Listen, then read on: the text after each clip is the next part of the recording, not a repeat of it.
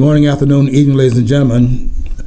I'm George Moss again here at allpointstv.com and also 92.1. The program airs on that particular station on Saturdays at 12 o'clock in the afternoon. And we're so glad to be a partner with that up-and-coming radio station that's making a lot of noise here in the city of Flint and doing some wonderful things in that network. We are very proud to be affiliated with 92.1. We are allpointstv.com here at this studio, and this program is called What's Going On. It comes on live at 2 o'clock every Monday from 2 o'clock to 3, and you can pick it up at your leisure on YouTube, and that is part of the network as well, and we're very glad to have everybody aboard, and hope you'll stay tuned for the next hour. Last week I was going to start off the month of February with Black History, because, as you know, February marks Black History Month, and that was my intent. But there was so much going on in the political arena that I thought that it'd be better for us to then postpone that by 1 week and do it this week instead, and discuss Black History, a little bit of Black History, during this program, the second week of this month. I'm going to say a few things here that might be a little explosive. I'm going to just simply use the word that's used in the book here. So the N-word, I'm not going to say N-word because I want to use the word that was used in this book written in 1927 called Personalities of Antiquity, in a book that was written by Arthur Weigel, one of the Egyptologists, one of the major Egyptologists, along with Petrie and the greatest of the Egyptologists in my mind here in the United States, who was James Breasted, and some of the works that they did, and then one of the ones over in England, Wallace Budge, and some of those persons that were pioneering in the archaeological field as far as the excavations that went on in Egypt and uncovering information there that had been really, I guess the first discovery of it was on the Napoleon Bonaparte in the 1790s, somewhere around there. So we'll talk about that. But let me first of all start off with why you have a Black History Month, which was 1976 when you had Black History Month. Before that, 50 years earlier, you had Negro History Week. And that was started by Carter G. Woodson, who 7 years after the founding of Negro History Week would have written a book, a classic called The Miseducation of the Negro, which was a book that Carter G. Woodson wrote in 1933. This book, The Miseducation of the Negro, you really can't have one part of the population miseducated and everybody else is educated. It's really the miseducation of the country about the Negro, and Woodson was calling attention to it, and he wanted to do a serious study on the history of blacks, because that was being denied that blacks had any history to study. And Woodson, who was a graduate of Harvard University. In fact, Woodson was the second black to get a PhD from Harvard University. He did that in 1912, 17 years after the same feat had been accomplished by W.E.B. Du Bois, who had accomplished that in 1895. So Du Bois had finished Harvard University, got a PhD degree in history in 1895, and then 17 years later, in 1912, Carter G. Woodson accomplished the same feat and got a PhD degree in history from Harvard University. And he had been studying the historical record and realized that there was a whole chronicle of history that was missing. In other words, they were calling history world history, but world history had excluded one part of the world. Africa had been excluded. And Woodson was determined, after coming out of Harvard and having done some research on his own, was determined to correct this imbalance in terms of the report on the historical record. In 1915, as a matter of fact, Woodson had set up the study of Negro life and history in an organization he founded, and then after having done that 11 years later, he then decided he needed to institutionalize the study of Negro history, as it was called then, Negro history. So in 1926, you had the beginning of Negro History Week. And Woodson had to fight, along with some of the others, had to fight to even get it recognized in some of the now called historic black colleges, had to even convince those at the black colleges that there was such a thing as Negro history to study, because they had been brainwashed just like the layman. Those persons, these now these black, you call these black historical black institutions, they had been as much of the miseducated part of the population that Woodson wrote about as anyone else. So when he said miseducation of the Negro, he wasn't just talking about the layman.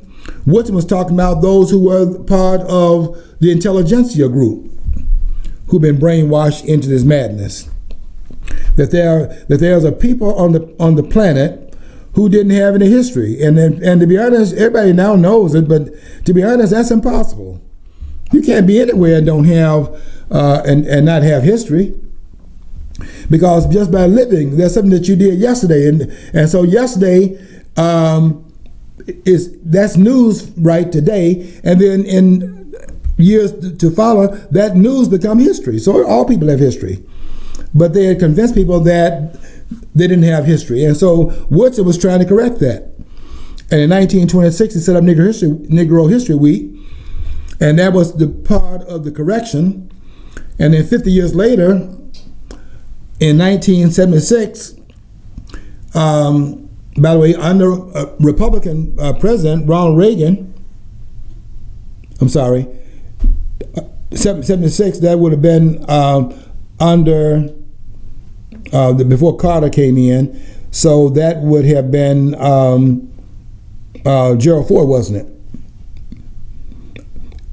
Let me make sure I got my 76. Reagan came in 1980.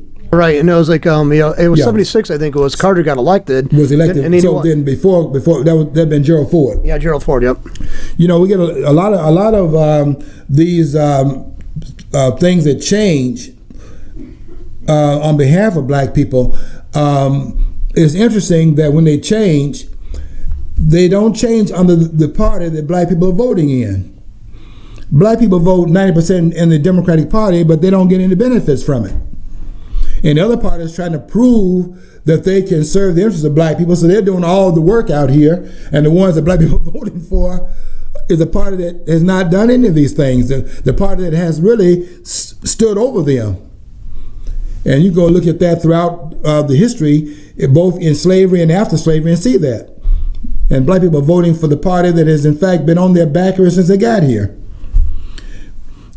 Be that as it may, in 1926 you had the beginning of Negro History Week, and in 50 years thereafter you had Black History Month, and that would have occurred under the Republican administration, and that would have been Gerald Ford, who had come in after Nixon had been impeached.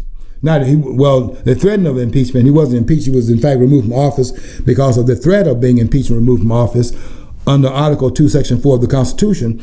And he's running scared and ahead of the impeachment hounds. They're after him because of Watergate. He was a rare politician. He actually had some form of conscience, you know. He stepped down from power, as he should have done. But if you're going to start this thing about conscience, a whole lot of them need to get out of there. This book written by called Peter. What's Peter's last name? The one who wrote the book called Ruin, the Architects of Ruin. The book called Throw 'Em All Out. John, look that up for me if you don't mind. You get old, so you don't recall his name quite as much as you used to. But the book called Throw 'Em All Out written by the same one that wrote the book called The Architects of Ruin. Peter, what's his last name? Is Peter Schweitzer? Schweitzer? Peter Schweitzer. Yeah, Schweitzer, that's right. Peter Schweitzer. Throw them all out. If you start talking about impeachment, you got to throw them all out, because none of them are doing the bidding of the American people, as I said last week. But this book, going back to Carter G. Woodson, this book called The Miseducation of the Negro, you really can't miseducate one part of the population and then not have a miseducation of the entire society. So he wrote about the miseducation of the Negro because that was a history that was being undermined by this nonsense that they didn't have any history. So he's trying to correct that in his book that came out in 1933. But he's trying to also put into place the Negro, that's what the blacks will call at that time, the Negro's role in history. Not only the Negro's role in history in this country, but the Negro's role in the history of the world. And of course, calling them Negroes was a problem because you can't find any place where they were called Negroes prior to the slave trade, where in the 15th century. So if you talk about Negroes and you're looking for that in history, you have to go back then to the 15th century and could not go back before that and find the word Negroes being used, because it wasn't being used anywhere. Because the word Negroes is a Spanish and Portuguese term that comes out of the Iberian Peninsula, where you have Spain and Portugal, in the place called Andalusia, now called the Iberian Peninsula, on which you have two different countries, Spain and Portugal. And when blacks were captured, because the word Negroes means black in Spanish and Portuguese, then they called the group Negroes, and that was not translated out of the Portuguese and the Spanish and the English, and that became the new appellation placed on this part of the enslaved population. So you couldn't find them before the 15th century under that name, and so the idea was their history starts off in slavery. And I just came back, by the way, from the Black History Museum in Washington, D.C., and I just got frustrated from one floor to another in that museum, because all they were doing in that museum was spreading this victimization of blacks as victims. They had the slave trade, then they had the blacks on this side over here, and they over here as slaves, and then they had the blacks trying to fight against slavery, and then they had Lincoln freeing the slaves, and then they had the disenfranchisement during the Reconstruction period, and then from there black folks start singing. I mean, this museum is ridiculous. I went there. In fact, I had hired a tour guide to give me a tour of Washington, and I cut the tour short because all my friends that had gone to Washington told me that you would have to take 2 days to see all the things they had in this museum.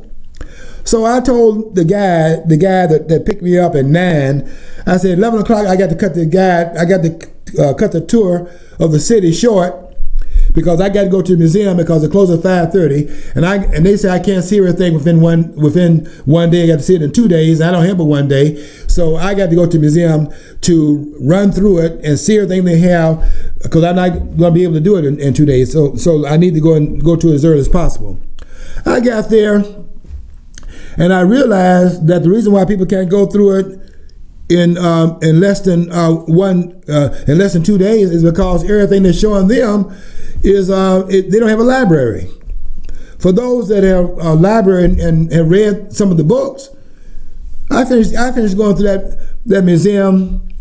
I got there around 11:30, and around 3:30 I'm sitting down because I've been through all 6 floors. It got 6 floors to it, 3 downstairs from the main floor and 3 upstairs. And from on the upstairs floors, everybody's singing and dancing.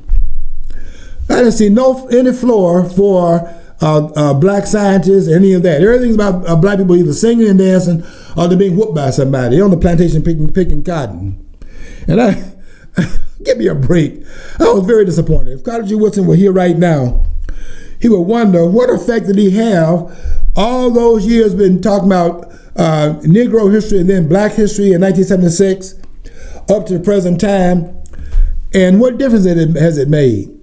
We still don't have the record that is in fact made complete, because no people's history starts off at the enslavement period. In fact, there's a book out by a major historian named John Hope Franklin. This man was a major historian and was renowned as one of the pioneers. He finished Harvard University also and had his PhD degree from Harvard University. And he's out there, has a book out. His primary book is called, this is a book on Negro history now, he calls it.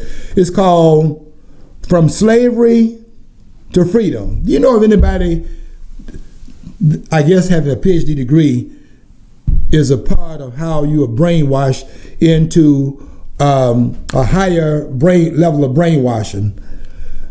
The book is called, it's considered to be a classic, came out in 1947.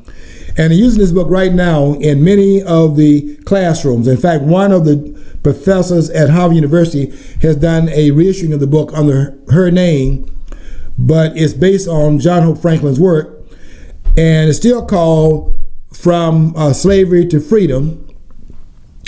And people don't move from slavery to freedom, they move from freedom to slavery. No people are born, no people at the genesis of their existence, no people start off their history enslaved. Somebody had to go over there and enslave them, right? But before that, they weren't slaves. Can we all agree on that? But John Hope Franklin, who had a PhD degree, named his book in 1947. This is 21 years after the founding of Negro History Week, titles his book From Slavery to Freedom, but he only had a PhD degree. Maybe that's what the problem is, that the PhD degree is a third degree. If you're going up the ladder, the BS degree, appropriately named, and then the MS degree, which is more of the same BS, and then the BS, MS, and both those degrees going to the third degree, piled high and deep, and have these degrees, and now here emoting this nonsense. And from freedom to slavery would be the title of the book, if it's appropriately named, but no, he calls it From Slavery to Freedom. And the guy had, and this major historian had a PhD degree naming his book after this nonsense. And so the enslavement of the thinking of the population continues even through the scholars. And Du Bois, can I say this about Du Bois without anybody getting mad? Du Bois, who finished Harvard, the first black to get a PhD from Harvard University, who graduated in 1895, the same year, by the way, in which the great Frederick Douglass died. You know, Douglass was born in 1818 and died in 1895, 78 years old at the time that he died. He died in 1895. So a lot of things going on in that year. Also the year in which Booker T. Washington would have given his most astounding and most stunning and greatest speech, called by his critics the Atlanta Compromise. That speech was also given in that same year. So a lot of things are happening in 1895. Douglass's death, Du Bois coming out of Harvard University brainwashed, Washington's speech in Atlanta called the Atlanta Compromise, named that by Du Bois and by another one of his nemesis. These persons were opposed to Booker T. Washington, the great Booker T. Washington, a person by the name of William Monroe Trotter, who was also a Harvard graduate.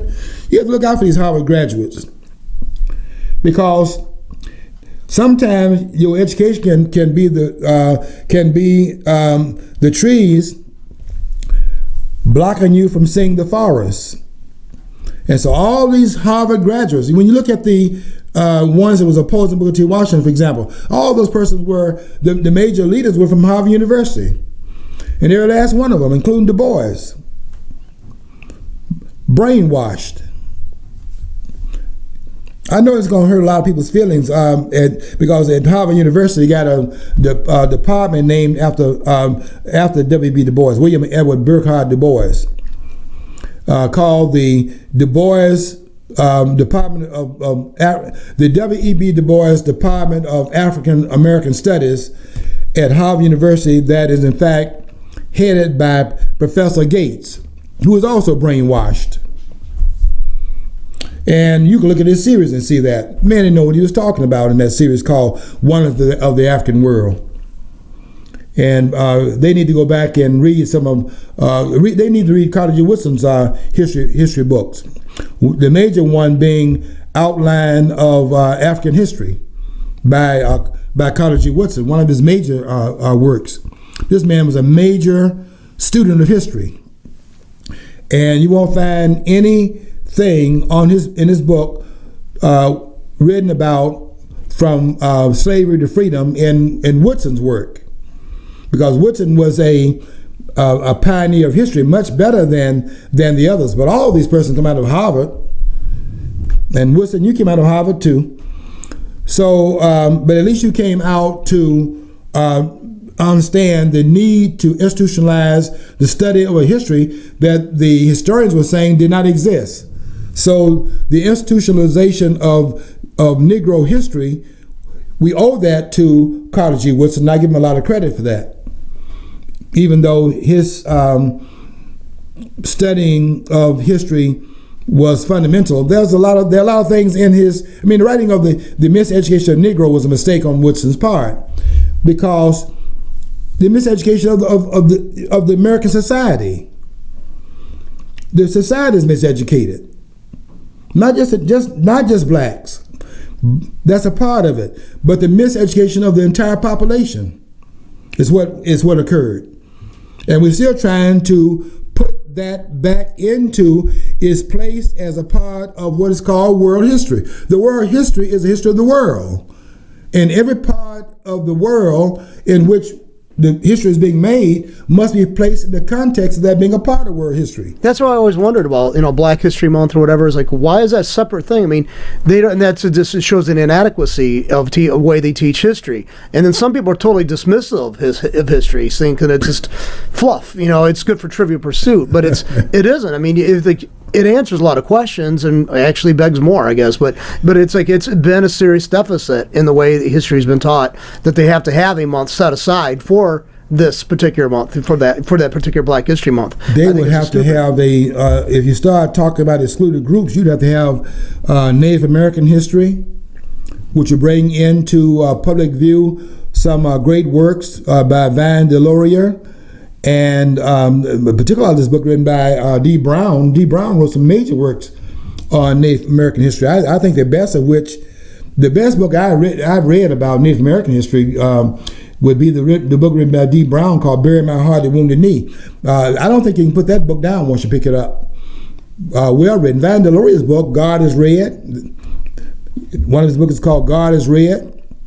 I don't think people don't like that book, because what Van Delorier is doing what every group has done, put God in their own image. And I don't fault Michelangelo for putting God in the image of Europeans, because that's what all groups do. And Van Delorier, God is Red, was one of his books. Another one of his books, which is major, is Custer, George Armstrong Custer. A book he wrote about Custer is Custer Died for Your Sins. Or go read the book that's written about Chief Joseph, I Will Fight No More Forever, which was Joseph's statement in 1876.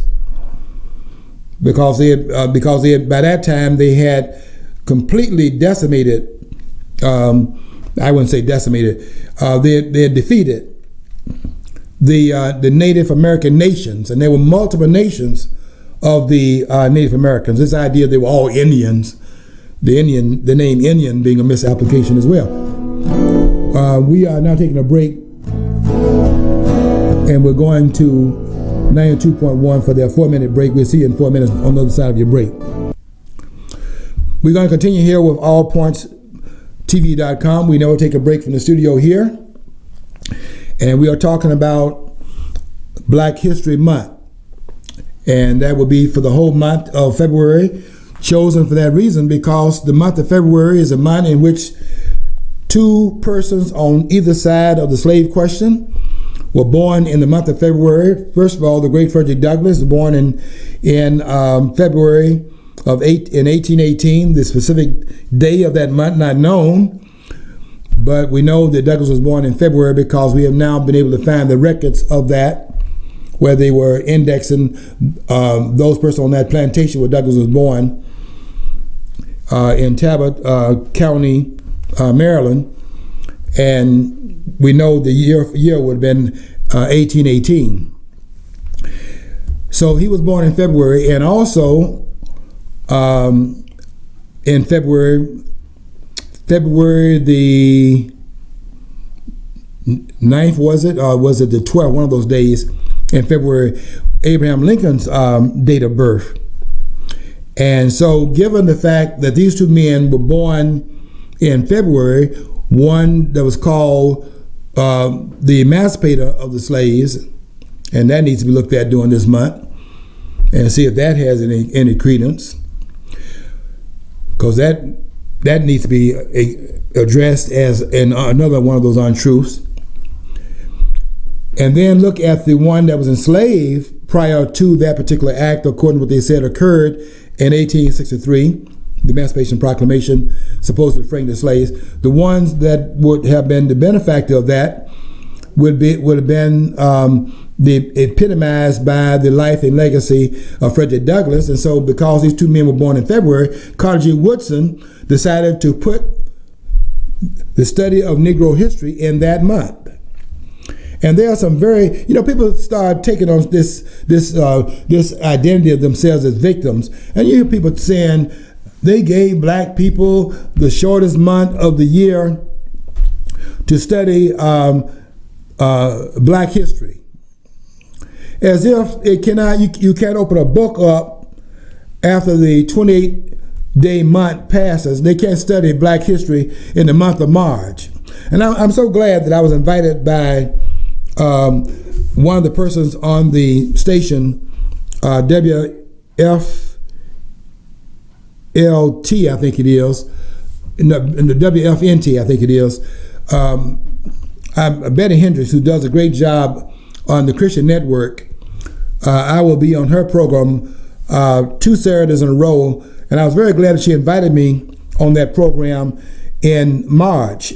And she said that because everybody likes to come and talk about black history in February, but very few are interested in doing so in the following month. So she asked me if I would come for 2 weeks as her guest on I think that'd be March the 5th and March the 12th, somewhere around there. Anyway, the first Saturday in March, we'll be doing a live program at that time, and also on the 12th of that month. Whatever the 5th, I think it's the 5th and the 12th will be the time for that program. Okay, well, we see that we now have back with us 92.1. Well, thank you for coming back to the program. We're still talking about the genesis of the study of Negro history as it was called back in 1926. The institutionalization of that date was 1926 by Carter G. Woodson, who wanted to systematize the study of history because he had been doing a lot of study on his own, having had his interest pricked in his writing his PhD degree, his manuscript for his PhD degree, and now he's off and running after he comes out of Harvard University in 1912, and 3 years after that he sets up the study of Negro life and history in a organization he set up at that time. Then from that, 11 years later, he's now trying to legitimize Negro History Week, which he did that in 1926. But he had to fight his way to do that. But he had some help there too now in terms of some of the ones that were fighting along with him, because they had also done some of the research. For example, William Leo Hansberry at the school that was called the Black Harvard, and you know that's Howard University. They had there a professor who was the mentor to James Harris, who has a book out called African History, The Outline of African History, by William Leo Hansberry's student. And Hansberry, and by the way, his student took Hansberry's papers and wrote 2 works on Hansberry based upon Hansberry's records and Hansberry's files. The classical, it's called the Classical Writings by Hansberry, which Harris wrote, his student wrote, but he took it out of Hansberry's files, so it has Hansberry's name on it. But Hansberry had to fight for the inclusion of Negro History Week at the Black Harvard University, which is Howard University in Washington, because nobody, they didn't believe that. They didn't believe that blacks had any history to be studied, and they were laughing at Hansberry. Hansberry, by the way, who was the uncle of Lorraine Hansberry. You may know her from the play that she wrote, which became a classic starring Claudia McNeil and the great actor Sidney Poitier and some of the others that were pioneers like Ruby Dee. The actress married to the great Ossie Davis. The play called, the first black play that was on Broadway, called A Raisin in the Sun, which was taken from Langston Hughes's poem called What Happens to a Raisin in the Sun. And Hansberry, a student of the Harlem Renaissance where Hughes was writing, took that and wrote a book, wrote a play named after that poem written by Langston Hughes. And that, you may know it from Lorraine Hansberry. You may know her name. Well, Lorraine Hansberry was a niece of William Leo Hansberry at Howard University, the one that set up the Negro History Department at Howard University. Had to fight his way to do that. And they were laughing at him behind his back. But as he began to legitimize the study over a period of time, then people no longer were laughing about this history, because it became more obvious that there was more to the record in word history than what was being told there. Now, Carter G. Woodson set up Negro History Week in 1926. I brought a book to the studio called Personalities of Antiquity.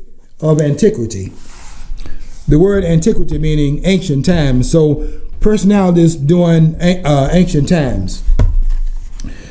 So let me read a couple of the names of some of the persons that were personalities in antiquity according to Arthur Weigel.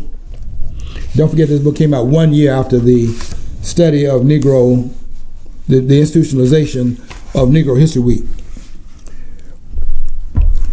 The Queen of Sheba.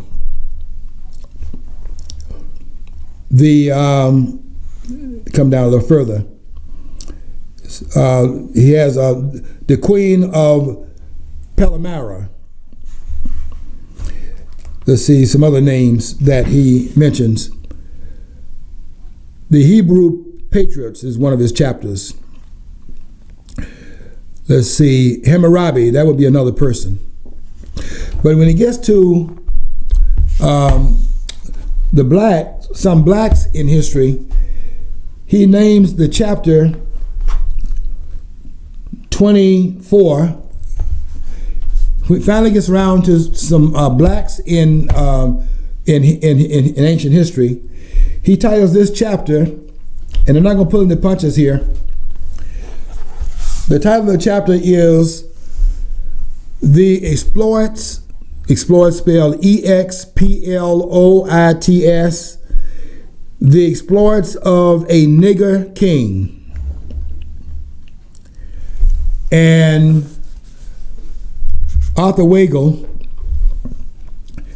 the great Egyptologist, but writing back there in 1927, when there's this great denial that Carter G. Woodson is writing against, trying to get the recognition of, quote unquote, the Negro role in history, he writes, in terms of personalities of antiquity, he writes in this book, after 24 chapters of everybody else, he writes, when he finally gets around to those called Negroes, he titles the chapter "The Exploits of a Nigger King," and he's talking here about the king called Pi, P-I-Y-E, Pi. Or in the translation, it would be the king called Pianki. And they're willing, and it's a good story in this book about how Weigel came to know that this was he calls him his name, to be able to recognize this was a black king, a black pharaoh. And the way it was called to his attention was that Weigel received a phone call, and the voice on the other side of the phone, according to what he writes in his book, was by a very cultured voice. He doesn't know this is a black person he's talking to. And he doesn't mention who it was that he talked to and invited over to his house. He says that when the person showed up, his maid telling him the person that he had invited over to the house had arrived, he said that he went into the room where the guest was waiting, and there was, according to his words, a perfectly black, meaning dark-skinned, black person in the room. He didn't know the person who was talking to him on the phone was black. And he said he had a cultured voice. Well, we can do some investigation here to figure out who it was, because only a few persons were in this field of studying at that time. And it wasn't W.B. Du Bois, because W.B. Du Bois was one of the blue veins, as they would call it. He wasn't blue veins in terms of the light-skinned blacks, but he was a brown-skinned person, so he would not qualify for being that person that Weigel came in contact with, because W.B. Du Bois was not a dark-skinned black. He wasn't. He was not blue vein in the sense that blacks were bragging about being light enough. You can see the veins in their skin, because that was a status symbol. You know, if you're black, you know, get back. If you're white, you're right. If you're yellow, you're mellow. If you are brown, stick around. But if you're black, get back. And that was the way it was back in that time period when color schemes, color was a major, criterion for being accepted. So they had that kind of thing going on. So it wasn't W.B. Du Bois, and it wasn't Carter G. Woodson. If you've seen a picture of Carter G. Woodson, it could not have been him either, because Carter G. Woodson was a relatively light-skinned black person. So, and it could not have been William Monroe Trotter. These were the more trained blacks at that time. Weren't many, but these were the ones that were, that were trained and had done some of the legwork, laying a foundation for others to come behind them. The only person this could have been, and the one that I would put my credentials on the line and say that it had to have been this person, it had to have been William Leo Hansberry,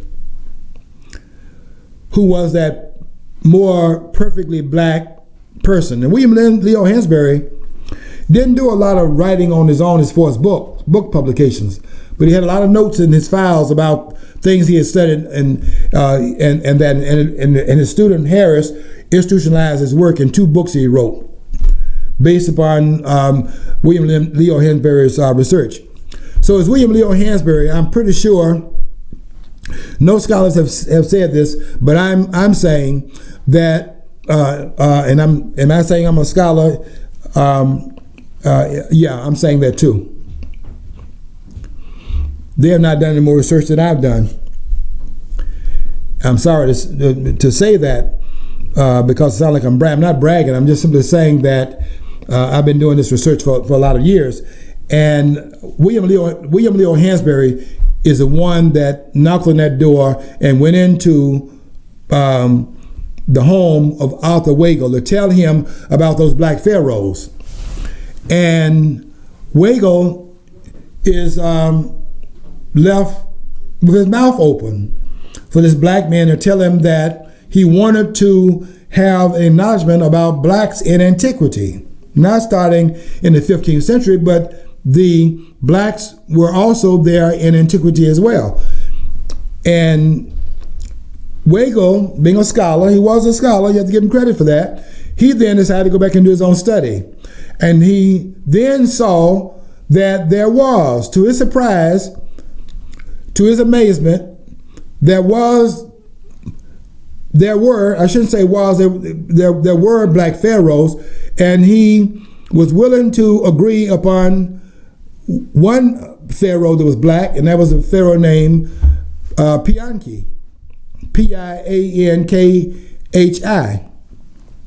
or in the text you see it written as P.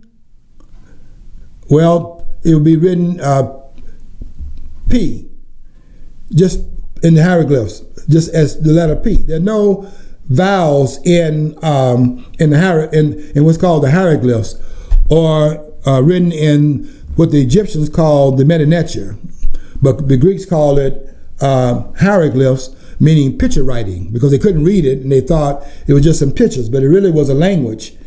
And they called it the Medu Neter, which means the language. And the word neter, N-T-R, but if you put the vowels with it, N-E-T-E-R, would be God, and meta would be M-D-W, but you put the letters with that to be M-E-D-E-W, and Medu, the Medu Neter, meaning the language of the gods.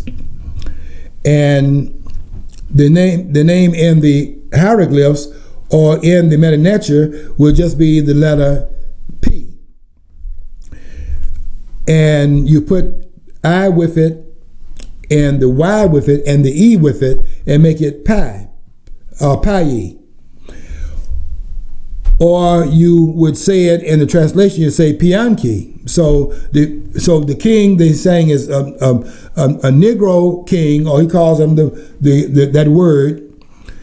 He's talking about Piankhi, and he has to put Piankhi as a black pharaoh, because that whole dynasty out of which Piankhi came from would be a pharaonic line that came out of what is called Nubia. And that line, you can't say that those persons were white, because they came out of the part of Africa that was above Egypt. And when I say above Egypt, I'm talking about south, because the above is considered to be the southern part of Africa, because the Nile River flows north. And since all water run downhill, then Upper Egypt has to be south then, because the Nile River flows and it empties its waters in the sea, now called the Mediterranean Sea or the Sea of Sais. Some would even call it the Ethiopian Sea. And so that water, the Nile River flowing north, emptying into Mediterranean Sea, would mean then that Nubia, which is south of Egypt, would be in the upper part, would be up, going up the Nile River, going south, which is south of Egypt, and they could not put anyone there other than the Nubians. And the Nubians would be a black group that came down the Nile, let's see, around, it would be the 25th dynasty. And they are coming there the same time that the Assyrians would have come in there, and the Assyrians would have come into Egypt in 663 BC. And they come as the Assyrians are coming into Egypt out of what is now called the Middle East. The 25th dynasty pharaohs are coming down the Nile around the same time period, and they're going to reign there for 100 years, making up the 25th dynasty in Egypt. Wasn't there already Nubians attached to like the Egyptian military? They were actually archers and stuff, or in the previous dynasties? That's another part of that history in terms of the Nubians. See, don't forget. So that's what that is what Weger wasn't willing to admit to. The Nubians would have come down the Nile in 30. The unification of Egypt would have been the unification of Egypt in 3150 BC by a combination of the Nubians and I think a group over there of Asians who I think are the Heribus. In other words, there is a population in Lower Egypt. Those would be the ones who make up the Asiatic group. There's an Asiatic group in the northern part of Egypt. You would call that Lower Egypt because, as I said before, the Nile River flows from the interior and goes 4,100 miles and it empties waters in the Mediterranean Sea. And there's a group there in the Delta region that would be the Asians. There's an Asian population there. And so when the Nubians come down the Nile River around 3150 BC and bring about the unification under these Nubians at that time, then the mixture of those two populations captured by the Nubians in that population, those two groups are mixing to create an Egyptian population, and those Egyptians are a mixture of Nubians and Asians. And that's why I would agree with Maher Banal in his book called Black Athena. In the 3 volumes, in the 4 volumes that he did 3 volumes, did 1, 2, 3. He did 4 volumes of his books called Black Athena, and did some major work there. Some of it controversial, but did some major work in his works back in the 1970s.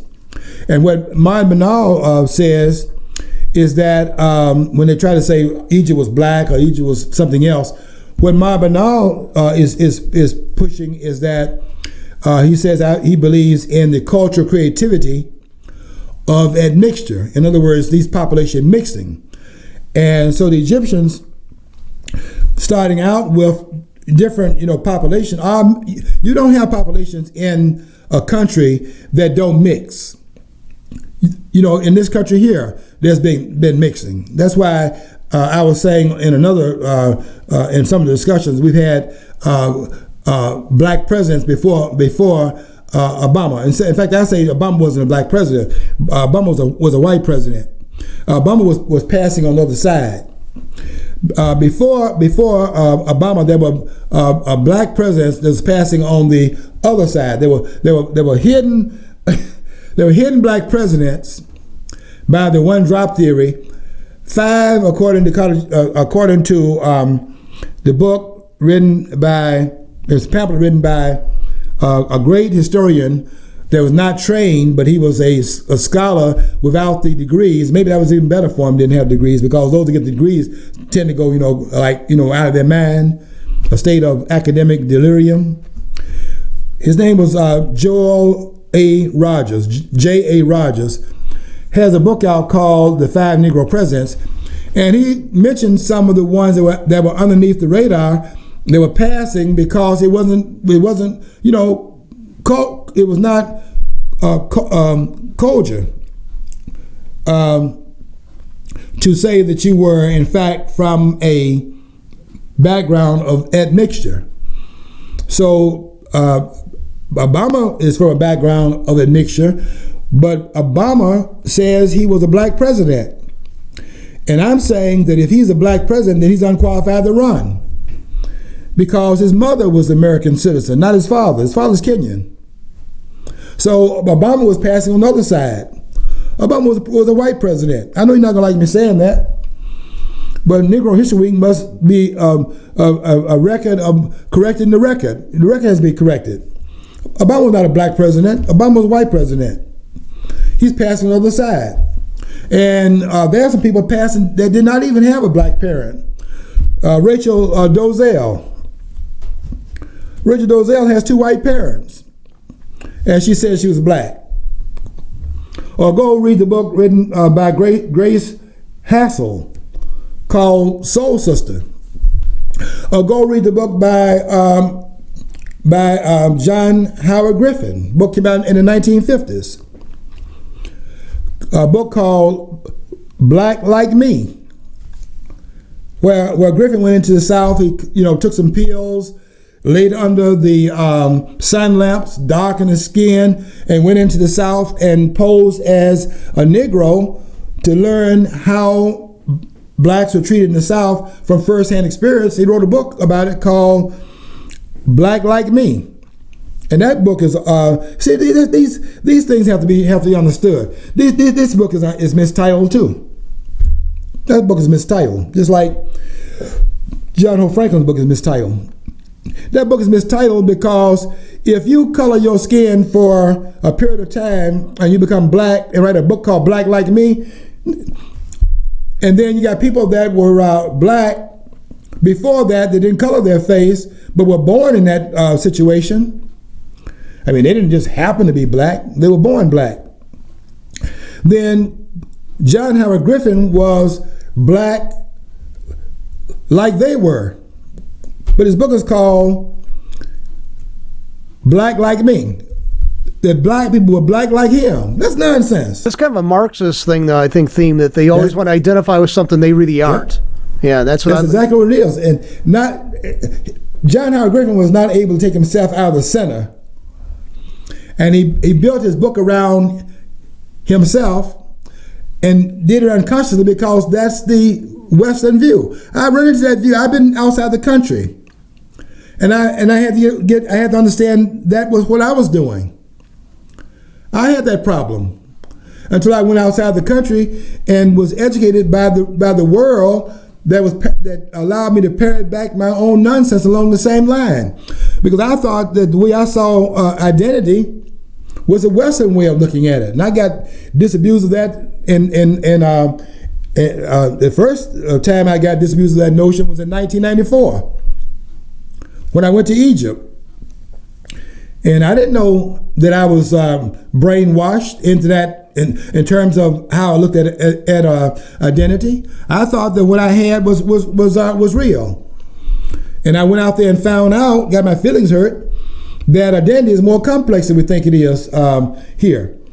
You can go into Latin America and find black people darker than Obama.